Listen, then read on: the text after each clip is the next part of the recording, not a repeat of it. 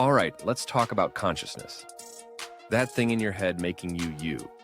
The voice that's constantly wondering if it left the stove on. The part of you that's right now deciding whether to keep watching or check your notifications. But what is consciousness? And why are scientists, philosophers, and basically anyone with a brain still arguing about it? To put it simply, consciousness is the state of being aware, like that aha moment when you realize your childhood nickname still haunts you on Facebook.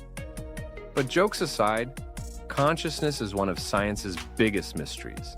It's what makes you aware of your own thoughts, the world around you, and even that nagging sense of existential dread. You know, the usual. Now, if you ask scientists, they'll say consciousness involves a lot of neurons and brain cells firing in complicated ways. Picture billions of neurons passing signals around like a bunch of emojis in a group chat. Only instead of meaningless texts, they're creating thoughts, feelings, and awareness. But let's dive deeper.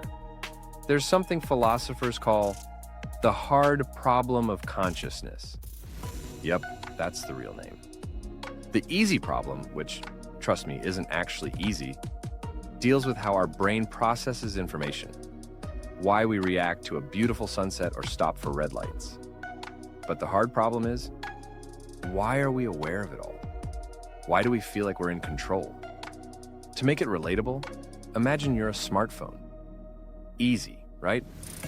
The easy problem would be like explaining how the hardware and apps work. But the hard problem would be answering, why does my phone know it's a phone? Spoiler, it doesn't. But it's kind of like that for us. One popular theory says our brain isn't creating consciousness. It's actually filtering it. Imagine a radio. The station signal is always out there, but you only hear it when you tune in.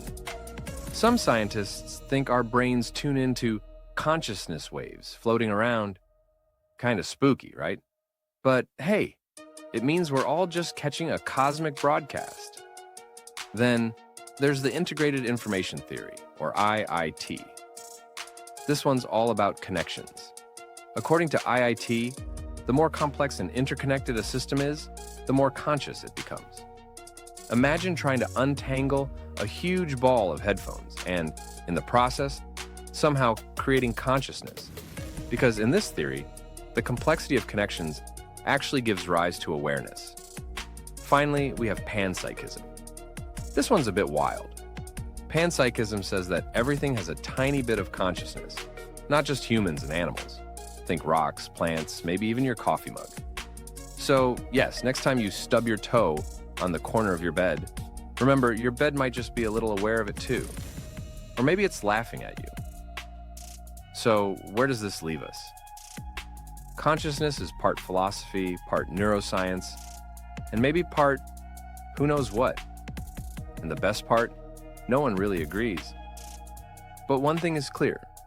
Studying consciousness is also studying ourselves, peeling back layers of what makes us, well, us. We may not have all the answers yet, but that doesn't mean we'll stop looking. After all, what's life without a little mystery, right? And as far as mysteries go, consciousness might just be the ultimate plot twist. Thanks for joining this deep dive into the brain's biggest mystery. If your consciousness enjoyed this, hit like, subscribe, and maybe drop a comment. Or who knows, maybe it'll be the first step to solving the next big question of existence.